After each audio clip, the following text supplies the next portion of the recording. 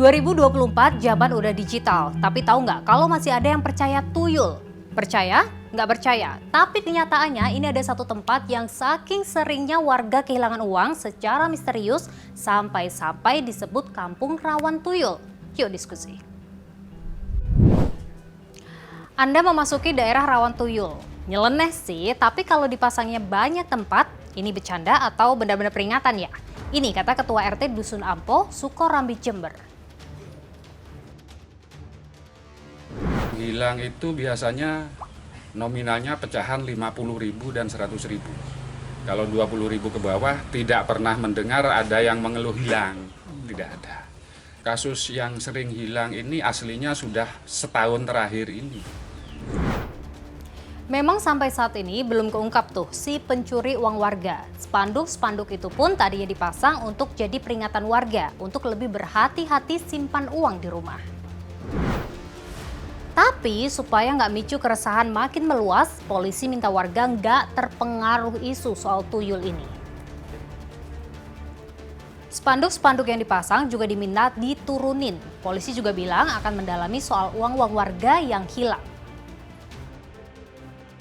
Lebih mengintensifkan tim-tim kami, terutama kami kami perintahkan tim Resmob untuk mendalami kejadian atau fenomena tersebut. Apakah memang ada unsur gangguan kamtimas di sana atau mungkin ada pihak-pihak yang berupaya membuat situasi yang tidak kondusif. Kalau di Indonesia, soal tuyul ini memang udah ada dari zaman dulu. Fun fact-nya nih, bahkan penjelasan tuyul masuk ke Kamus Besar Bahasa Indonesia.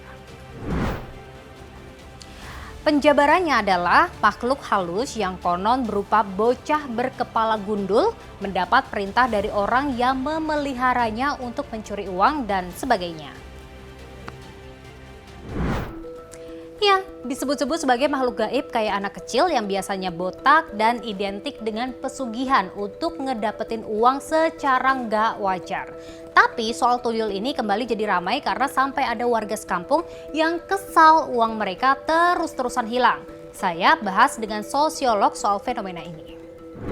Jadi sebetulnya kalau kita bicara kepercayaan masyarakat terhadap hal-hal yang dianggap gaib gitu ya, itu sebetulnya nggak bisa dilepaskan dengan konteks wilayahnya, konteks kultur dari masyarakat tersebut begitu.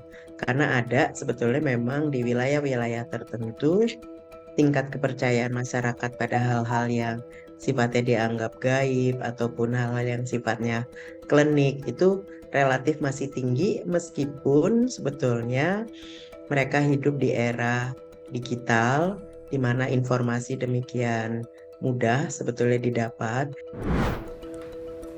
Kalau uang atau barang berharga Anda hilang, yang benar memang laporkan dulu ke polisi supaya bisa ditindaklanjuti. Udah ada media sosial juga, viralkan kalau merasa tidak tuntas-tuntas padahal punya banyak barang bukti yang mendukung. Saya jadi ingat beberapa waktu lalu juga ada fenomena serupa di daerah lain di Indonesia. Ini beberapa artikel pemberitaannya. Lumayan banyak juga ya ternyata. Ya, karena kita nyebutnya bahwa masyarakat kita di sebagian wilayah itu tergolong sinkretis, jadi itu masih akan tetap berlanjut begitu. Kecuali ada upaya-upaya edukasi, literasi. Yang pasti makhluk halus pencari fulus bernama tuyul ini gimana pun juga masih akan jadi perbincangan selama menjadi bagian kepercayaan warga di beberapa daerah. Tapi kalau sudah merugikan, tetap harus diusut pihak berwenang. Gimana menurut kamu?